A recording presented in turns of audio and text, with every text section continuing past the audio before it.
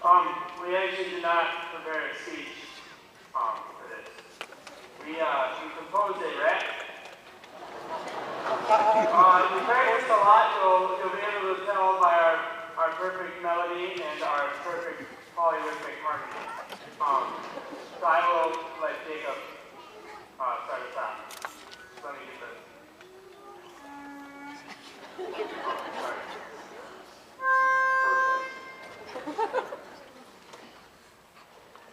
We were seniors. This was it. To get to our section in the yearbook, you have to flip it. 212, that's the name of our class. If we said the actual word that rhymed at the end of this sentence, we would have to put $1 in this case. Swear God. You can't stop us. We're like a bad itch. We take Jim seriously, like Coach Sick-ish.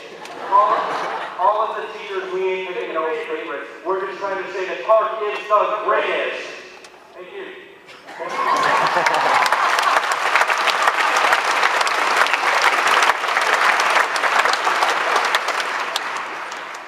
We'll see you all at the Grammys. No, Dave, I don't think they'll see us at the Grammys. What? Why not? That's our dream, Robert. I mean, we're 18. We're about to get this fancy diploma. We can do anything. But what are the chances of us actually making it? We're just Jake and Robert from Park High School. Robert, it's not about where you come from. I mean, come on, that's like Rock 101. I don't see where you're going with this, man. Okay, well, you see, Robert, we come from what I would best describe as a blue-collar working-class community. Something that's a mix between the bourgeois and the proletariat. Are you just saying we're all just simply constructs of Marxist political theory? Indubitably, Robert. So what? You're telling me that all we have to do is put our minds to it and we can do anything? Is that easy? Well, it's not that easy. Do you remember our first gig 3 years ago? All those people we played in front of? Do you remember what that was like? Oh yeah. Walking through those doors for the first time, that crowd was ruthless. They were all big and scary, and they all had facial hair, and some even had tattoos. Yeah, but do you remember what it was like? I remember. It was September 8th, 2009. We had all our gear packed in our backpacks, and that big yellow bus was roaring outside my house. But you're still talking about our band, I right? had expectations. We all did. Rumors of escalators, third floors, a hidden tunnel network leading to room 128, the safe room. I thought being a rock star was going to be all work. All that I cared about was my GPA and my ACT. You mean the guitar projection amplifier and the alternative symbol transmitter, right? No, what else could it possibly be? Yeah, man, I know exactly what you mean. I remember when we were down at the auditorium, you know, that Halloween game? No, Robert, you're missing the point. Wait, so, you mean there's more to this rock thing than my GPA and my ACT? Now you're catching on. It took me a long time, too. Almost 3 years to figure that out. Yeah. We went through some dark times in those 3 years. Yeah, we did. Like that time we collaborated with that band, IB? Yeah, man. The International Baccalaureates with the really sweet manager. Yeah, man. Those guys rocked hardcore. They wanted us to practice like 7 hours a night. The whole time. Weekends too. They didn't even let us play sports. Unless it was well documented with all official signatures and evidence. I mean, even though practicing with them was rough, we're much better musicians now. No doubt. I mean, their scale was so sharp, it brought my range down from an A to a B flat. That B flat took me places I have never gone. And what about that other band? You remember them too, right? The Eastridge Rappers? Oh, I lost my favorite DJ to them. They tore our band apart. We had to hold auditions, but only these little young kids showed up.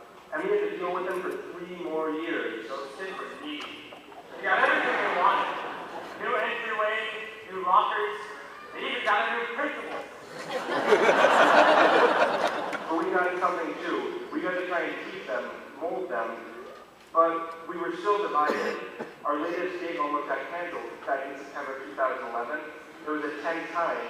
the manager almost called it off. That's when we wrote our new song.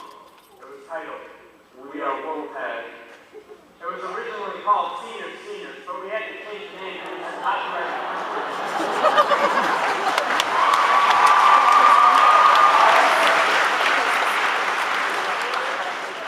So we finally managed to come together. We even sent some bands to some pretty sweet Battle of the Bands competitions, like the Linguistic Gymnasts, the Lady Ballers, and the Forensicators. That's right, and we were there for all of them, 100%, all the way. Some of us more than others. Some of us tried to jump on stage a couple of times, even though the judges tried to escort us off the venue because that's not allowed. We like those people the best. Some of those managers and judges can really get to us as a band sometimes. But we know they're all there to help us find our hearts on the one-way street that is the rock and roll industry. Even if they have tedious requirements that must be met before gigs are ensued. Like giving us huge quotas that have to be met on a short notice. Oh yeah, like when we had that one manager who was all like, write me a song in 500 words or less that can sell platinum records by tomorrow.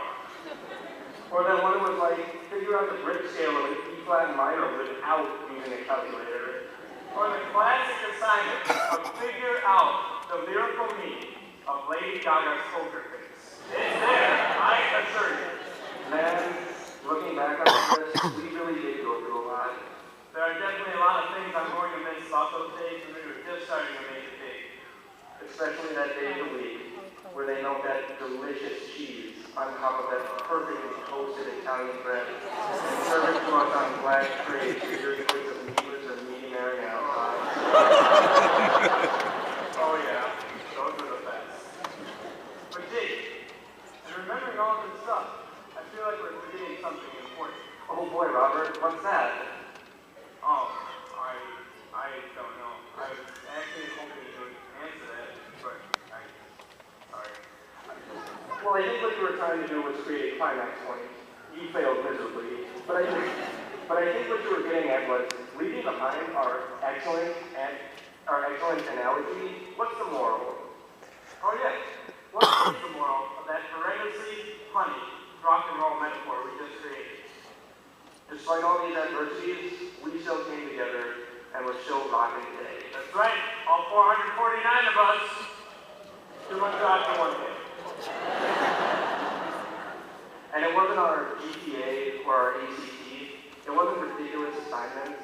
It wasn't the mishaps, troubles, or mistakes that mattered. It was things like this. Spending several hours writing a pun-filled metaphor. It's those moments you embarrass yourself asking your date to prom, setting too many records at school, Which is pretty Gucci. wearing multicolored jackets, or wearing sunglasses inside when it's completely unnecessary, or getting told no in front of the entire junior class. And you will remember for the rest of your life. What did you say? What did you say? It's some inside joke with the principal. It was tossing a frisbee around with your friends, waking up early Saturday morning for competition and practice, spending a lot of time complaining, and throwing heavy things around with your German friends. It was those people moments that define us, our class, and who we are. So, as we come to an end in both this speech and our career as part-time scholars, we would like to leave you with some important life lessons from our friend, Tom Hanks. First, there's no crying in baseball. Second, you're a child's plaything. Third, Wilson! And finally, life is like a box of chocolates.